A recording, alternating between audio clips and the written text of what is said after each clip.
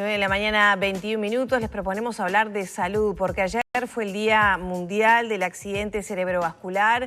En Uruguay, el ACV se ubica entre las 3 primeras causas de muerte a nivel general. ¿Se puede prevenir? ¿Cómo? ¿Cuál es el nivel de atención que hay en las instituciones de nuestro país? Todo esto lo vamos a dialogar con el doctor Rodrigo Décima, asistente de la unidad de ACV del Hospital de Clínica, Facultad de Medicina de la Universidad de la República. Doctor, bienvenido. Buen día, muchas gracias. ¿De qué hablamos cuando hablamos de accidente cerebrovascular? Bueno, el ACV en realidad son las siglas de ataque cerebrovascular.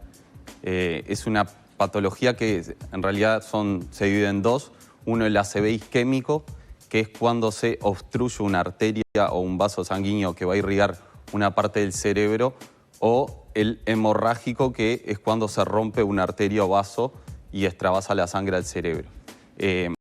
Es un evento que se da de forma brusca y es una patología también importante en cuanto al tiempo, ya que es una emergencia médica. Cada segundo vale millones de neuronas que se mueren por minuto. Entonces, por eso es bueno conocer los síntomas, ¿no? ¿A qué tenemos que prestarle atención? Exactamente. La idea es cuando el día del ACV, tratar de difundir en la población los síntomas, cómo reconocer un ACV y cuáles son los tratamientos o cómo prevenirlo también para la población. Hablando un poco de la importancia del tema, en realidad en Uruguay sufren 6.000 personas un ACV por año y se calcula que más o menos 6 a 7 personas fallecen por un ACV al día. ¿Eso es por la falta de la rapidez en la atención, que no sea inmediata la atención? ¿Podría revertirse eso? Ahí sí, esa es una de las causas, pero en realidad en la cadena asistencial hay 3 eslabones que se articulan, que el primero es la prevención, que es intentar disminuir la cantidad de eventos. Eso se realiza controlando los factores de riesgo cardiovascular, como la hipertensión, la diabetes, el colesterol, el tabaquismo, el sedentarismo. Y el segundo, sí, es el tratamiento en agudo para disminuir la mortalidad y la discapacidad, porque esta enfermedad es también una importante fuente de discapacidad en la población. ¿A qué síntomas hay que estar atentos entonces, teniendo en cuenta la importancia del abordaje rápido, ¿no? Ahí va. Los síntomas clásicos son de instalación brusca, como les decía, porque se obstruye la arteria o sangra, y son generalmente la desviación de una parte de la cara, desviación de los rasgos de la cara, la disminución de fuerzas o sensibilidad de una parte del cuerpo, un brazo, una pierna, también alteraciones en el lenguaje, que no le puedan salir las palabras o que arrastre la lengua, disminución de la visión, de un campo visual, y también trastornos de la coordinación o el equilibrio. ¿Y eso aparece de forma abrupta o puede ser paulatino, que a veces se puede mezclar, como decía, bueno, estoy muy cansado, no estoy razonando claramente? Bueno, generalmente se presentan de forma abrupta. Sí, ¿Y todos juntos o puede aparecer uno y no otro? Claro, la presentación clínica es variada, por eso a veces es difícil reconocer, pero pueden aparecer separadamente. ¿Y qué es lo más habitual?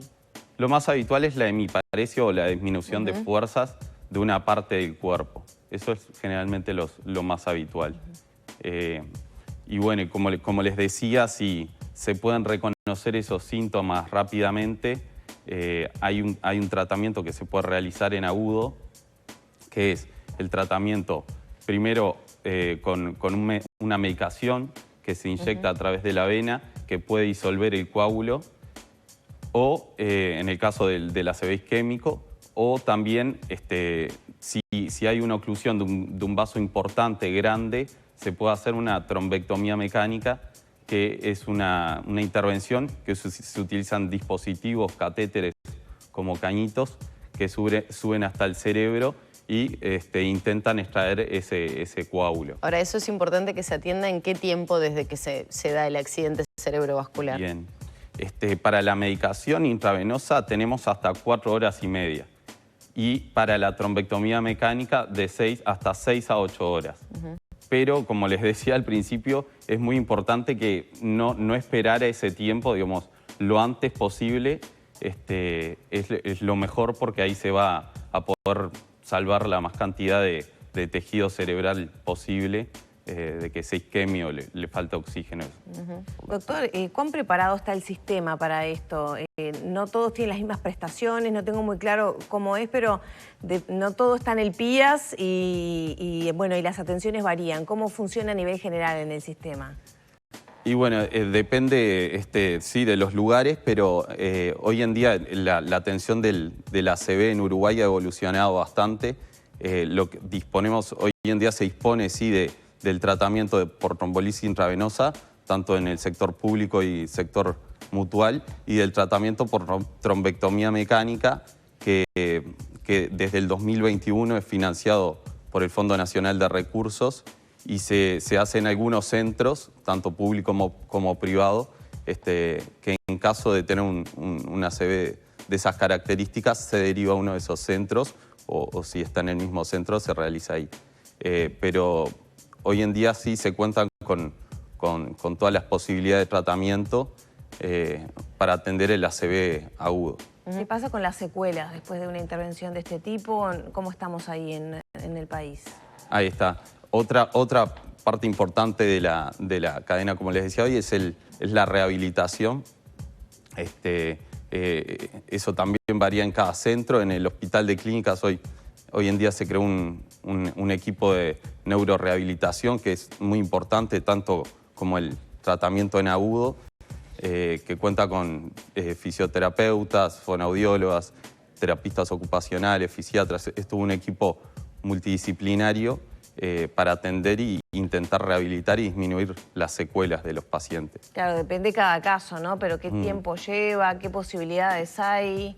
Claro, eso depende bastante de cada caso, porque puede ser un ACV leve, que en algunos días puede mejorar, y hay algunos que llevan hasta meses la recuperación. Por eso es una patología que, además de ser una causa de muerte, es la tercera causa de discapacidad en el país, y hay un porcentaje grande de la inversión en salud se dedica a eso, por las secuelas que quedan. Son años de vida que se pierden, tanto en lo laboral, y a veces la persona que se queda cuidando a la persona que sufrió el ACV también es otra pérdida. Doctor, yendo y volviendo un poco a lo que señalaba a nivel de los síntomas y de la atención rápida, ¿cómo tenemos que actuar si estamos viendo a una persona que está sufriendo un ACV, más allá de prestarle atención? ¿Llamamos primero a la emergencia? ¿Cuáles son los pasos a dar? ¿Qué es lo primordial? Claro, ahí cuando hay una persona que está sufriendo un ACV, es muy importante avisar a la emergencia enseguida. Una emergencia que va a evaluar al paciente, ¿tá? Y ahí se activa lo que se llama un código ACV, que es como un clave 1, como un accidente, como un infarto en el corazón, que se traslada muy rápidamente a una emergencia, a un hospital, a un centro terciario, para la evaluación del paciente. Se hace una tomografía y después, dependiendo del tiempo, se hace el tratamiento que sea necesario. Pero apenas es importantísimo decirle a la emergencia médica que esa persona está sufriendo un ACV. Que puede estar sufriendo un ACV, cuando no puede mover una parte del cuerpo, no puede hablar bien. Esos son los síntomas que hay que tratar de identificar. ¿Cuáles son los más frecuentes en nuestro país? ¿Isquémicos o los más graves? El isquémico son el 80% de los ACV, y el hemorrágico se calcula unos 20%, el restante 20%. Ese es el más grave, ¿no? Sí, son los dos bastante graves y causan bastante discapacidad, pero es más frecuente el isquémico. ¿Sí? La sobrevida en algunas oportunidades no es de lo más habitual, ¿no? Más allá de un año. Claro, después sí. de sufrir un ACV. Hay un porcentaje de los ACV que fallecen de forma aguda. Otro porcentaje que con rehabilitación se recupera y logra sobrevivir. Pero como la presentación es tan variada, eso, y dependiendo de la rehabilitación que se haga o el tratamiento que se haga, si se puede rehabilitar más rápido o o más a largo plazo. Y en cuanto a la prevención, muchas veces hablamos de las enfermedades no transmisibles no como base de muchísimas patologías y quizá queda como ahí perdido. ¿Qué, digamos, relación hay entre los factores de riesgo y una eventual ocurrencia de un ACV? ¿Cuánto se pueden reducir o prevenir si nosotros controlamos las no transmisibles, como usted mencionaba, hipertensión, diabetes, obesidad, sedentarismo, etcétera? Ahí está, ahí está. Los factores de riesgo son los mismos que para la enfermedad cardiovascular, es lo mismo, porque se produce el daño en las arterias, pero hay factores modificables y no modificables. Está la hipertensión arterial, como decía, la diabetes, el colesterol, el tabaquismo, la obesidad, obviamente la dieta importa, ¿no? Nosotros recomendamos ejercicio físico, dieta, para prevenir este tipo de enfermedades. ¿Y ocurre más en mujeres o hombres? ¿Y qué pasa con el tema de la edad? ¿A partir de qué edades más aumentan los riesgos? Es apenas un poco más frecuente en mujeres y después de los 65 años sí es la primera causa de muerte en mujeres. Pero es ligeramente más alto en mujeres, sí. Pienso en todo esto, Uruguay está posicionado más o menos igual que en la región, en el resto del mundo, con los países desarrollados, o todavía hay inequidades en ese sentido, ¿no? Respecto a la cantidad se ve de lo fulminante que pueden llegar a ser y de la recuperación, la rehabilitación, ¿cómo estamos posicionados? Bueno, en las últimas décadas ha ido disminuyendo lentamente la mortalidad por ACV, por estas cosas que estamos hablando de la prevención y el tratamiento. Y en realidad sí, al disponer, en Uruguay está dentro de todo bastante bien posicionado por el tema de que disponemos de todos los tratamientos en agudo, que eso a veces en otros países no sucede. Antes de que lo financiara el Fondo Nacional de Recursos, la trombectomía mecánica había que pagarla uno o que se hiciera cargo del hospital. Y a partir de 2021 sí, al estar financiada, se puede ofrecer a todos los pacientes que tengan las características como para poder dar ese tratamiento, hacer ese tratamiento. ¿Y eso cómo funciona, no? Porque si es un tratamiento tan rápido que hay que hacer, si hay que tramitarlo con el Fondo Nacional de Recursos, ¿cómo se activa? No, en realidad nosotros nos encargamos de identificar y de seleccionar los pacientes que son candidatos, y obviamente importa el tiempo, eso es algo fundamental. Y después el tratamiento, si es candidato, se ofrece al paciente, o sea, se lo realiza. ¿Cómo es eso de si es candidato o no es candidato? Claro, porque tienen que cumplir algunas condiciones, por ejemplo, para la trombolisis intravenosa o para la trombectomía, llegar antes de las 4 horas y media, hasta las 6 horas en la trombectomía. Después hay criterios de exclusión o no que pueden contraindicar ese tratamiento. Por eso hay que evaluar bien el paciente en agudo para saber si Pero se le presta atención inmediata y allí la evaluación la hacen los médicos. Sí, no claro. Es que no se le brinda atención y se discute. No. Eso se va haciendo, está todo protocolizado. Hay protocolos que nosotros vamos siguiendo para hacerlo lo más rápido posible. O sea que si hay pacientes que no cumplen con esa cantidad de horas de que sufrieron el accidente cerebrovascular, no se les practica ese tratamiento. No, por eso es importante, ¿no? Pero si se pasa del tiempo o no se puede o no es candidato, siempre intentamos buscar alguna forma más de evaluación. ¿Porque no es efectivo o por qué? Y porque los riesgos Porque quien lo está mirando puede decir, bueno, se los deja morir porque ya pasaron las horas. No, eso está estudiado a nivel mundial por estudios que se sabe que hasta esa hora el beneficio es mayor que el riesgo. Pasadas esas horas es mayor el riesgo que el beneficio. Entonces, de realizar ese tipo de maniobras. Sí. Igual es evidencia científica, o sea, médica, que está siempre en evolución y va cambiando. Y bueno, siempre se intenta mejorar e intentar cubrir la mayor parte de pacientes. ¿Hay algún tipo de estudio que puede dar indicios que una persona puede sufrir una ACV?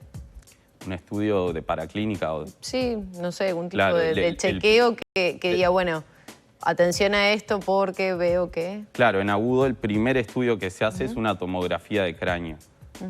Es una imagen del cerebro, que ahí ya vemos en esa primera tomografía si es isquémico o hemorrágico, porque ahí ya vemos si hay sangre o no.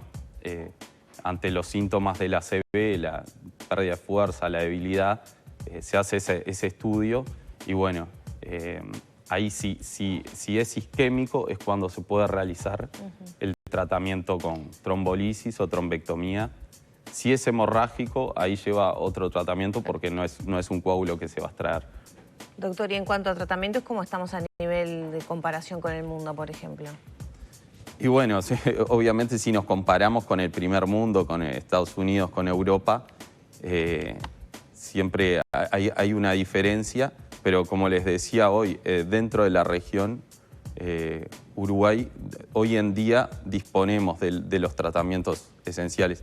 En un principio, la trombolisis, que es la medicación por la vena, se empezó a realizar en el mundo en el 1995 y recién en 2008-2009 un grupo de neurólogos en el Hospital de Clínicas empezó a hacer trombolisis sistémica, empezó con la unidad ACV y después se fue generalizando más a todo el sistema de salud. Para la trombectomía mecánica recién en el 2015 se aprobó en el mundo como un tratamiento y ya acá en 2018 se empezó a hacer ese tratamiento. En 2021 se aprueba por el fondo, o sea que los tiempos han ido mejorando un poco en ese sentido.